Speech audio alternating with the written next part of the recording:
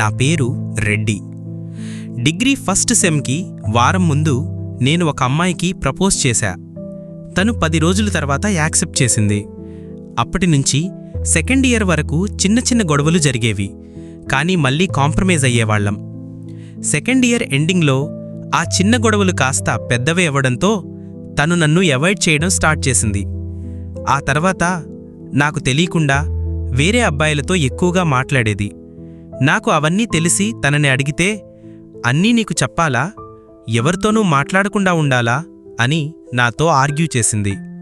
So ఆ విషయంలో నేను అలానే గొడవపడేవాడిని. ఆమె చేసే పనుల వల్ల 2 సార్లు తనని కొట్టా. నేను కూడా చాలాసార్లు హ్యాండ్ కట్ చేసుకున్నా. అయినా సరే తను మారకపోయేసరికి డ్రింకింగ్, స్మోకింగ్ లాంటి బ్యాడ్ హ్యాబిట్స్ అలవాటు చేసుకున్నా. అప్పటినుంచి తను ప్రతి విషయానికి నాతో గొడవపడేది. అలానే తనకి కొత్త పరిచయాలు కూడా ఎక్కువయ్యాయి. ఫైనల్ ఇయర్లో ఉన్నప్పుడు తనకి ఒకడు ప్రపోజ్ చేస్తే నాతో రిలేషన్లో ఉండి కూడా యాక్సెప్ట్ చేసింది. ఆ విషయం నాకు తెలిసి చాలాసార్లు రిక్వెస్ట్ చేశా, కానీ తను నా మాట వినకుండా నన్ను అవాయిడ్ చేసింది. కొన్ని నెలల తర్వాత ఇంటర్న్షిప్ కోసం తను బెంగళూరు వెళ్ళింది.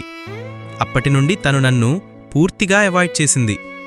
అప్పుడు నేను నా ఫ్రెండ్స్ నంబర్స్ నుంచి కాల్ చేసి రిక్వెస్ట్ చేస్తే వాళ్ళ నంబర్స్ కూడా బ్లాక్ చేసింది. తన వల్ల నేను చాలా సఫర్ అయ్యా. తనని ఎలాగైనా కన్విన్స్ చెయ్యాలని అనుకున్నా, కానీ తను మారలేదు.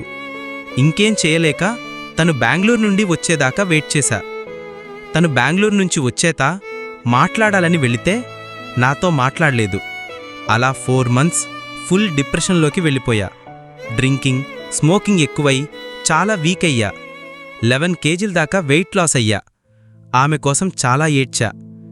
ఆమెను మర్చిపోలేక, వదలలేక ఇంట్లో వాళ్లకు తెలియకుండా నరకం చూశా. అలా చాలా సఫర్ అయ్యాక స్లోగా మూవ్ ఆన్ అయి కెరీర్ మీద ఫోకస్ చేసి జాబ్ తెచ్చుకున్నా.